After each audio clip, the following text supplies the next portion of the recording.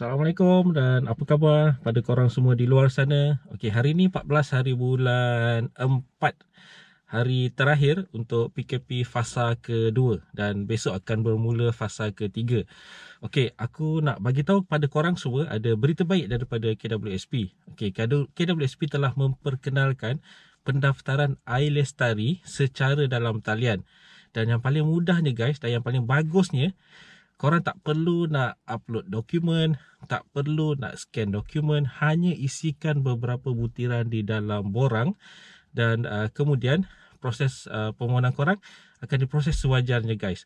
Okey, aku akan tunjukkan bagaimana cara untuk mendaftar ataupun membuat permohonan iLestari di dalam talian tanpa korang perlu ada iAccount guys. Okey, ini adalah yang terbaru daripada KWSP. Okey, sebelum korang continue menonton, jangan lupa tekan pada butang subscribe di bawah ni. Thank you kepada yang dah support channel aku dan thank you juga yang akan support channel aku, yang baru nak support channel aku. Okey guys. Okey, pertama sekali korang kena pergi ke website ilestari.kwsp.gov.my. Aku akan letakkan linknya di bawah.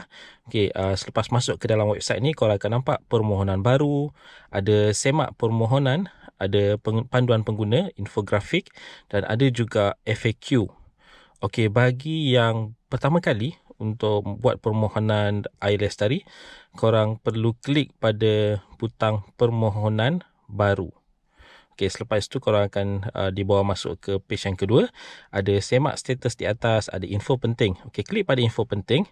Okey, di info penting korang akan nampak di situ beberapa maklumat. Yang pertama, sila pastikan nombor MyCard dan nombor telefon bimbit adalah betul dan tepat.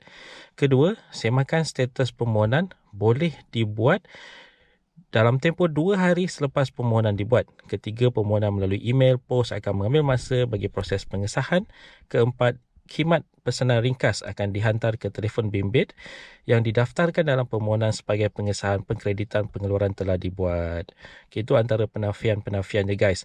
Okay, apa maklumat yang perlu diisi? Yang pertama, nama penuh. Nama penuh perlu mengikut nama, ejaan dan sebagainya seperti di dalam kad pengenalan. Okay, korang jangan tersilap letak. Kalau boleh ada bin atau binti, ada anak lelaki atau anak perempuan, letakkan juga sekali di ruangan nama penuh. Okey, yang kedua adalah nombor MyCard. Nombor MyCard korang lah. Tak perlu letak dash, just letak nombor sahaja. Ini contoh, bukannya aku punya nombor MyCard ya. Okey, yang seterusnya adalah nombor telefon bimbit. Okey, nombor MyCard dan nombor telefon bimbit adalah amat penting kerana semakan permohonan nanti. Apabila korang nak buat semakan, korang perlu masukkan nombor IC, nombor MyCard dan nombor telefon. Okey, selepas itu alamat email. Alamat email pun kalau boleh letak yang sah, yang alamat email yang betul supaya jika ada apa-apa komunikasi daripada KWSP, informasi tersebut dapat disampaikan kepada korang dengan sewajarnya. Okey, ruangan seterusnya adalah alamat. Alamat adalah alamat surat menyurat yang mana jika ada komunikasi yang perlu dibuat daripada KWSP kepada korang menerusi surat, dan diorang akan hantar ke alamat yang telah didaftarkan di dalam sistem. Okay, ini contoh lah. Ini bukan alamat aku tapi ini contoh. Okay, korang nanti jangan letak alamat yang salah. Letak alamat yang betulnya. Letak postcode. Letak juga bandar dan juga negeri. Tapi bila korang letak postcode tu, automatik dia akan auto detect lah information yang lain. Selepas itu pilih amount. Okey, kalau korang tengok amount di situ bermula daripada RM50, itu yang paling minima, sehingga ke RM500 yang paling banyak sebulan.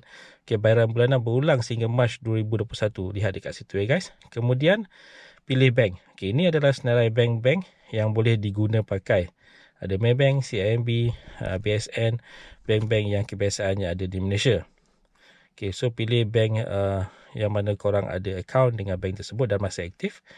Kemudian masukkan nombor account bank. Okay, nombor account bank ni jangan salah kerana nanti amount akan dikreditkan ke account yang telah diletak. Dan klik pada perakuan pemohon. Okay, ini adalah maklumat-maklumat dia yang korang kena baca. Maksudnya korang kena bersetuju dengan terms and condition. Selepas itu tekan pada butang setuju. Okey. Ada saya bukan robot juga di situ. Tekan pada kotak saya bukan robot.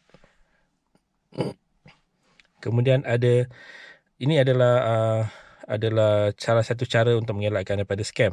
So korang just follow apa yang diminta. Kemudian tekan pada butang hantar. Okey, selepas 2 hari, korang boleh buat semakan permohonan di alamat website yang sama. Korang hanya perlu masukkan nombor IC dan nombor telefon.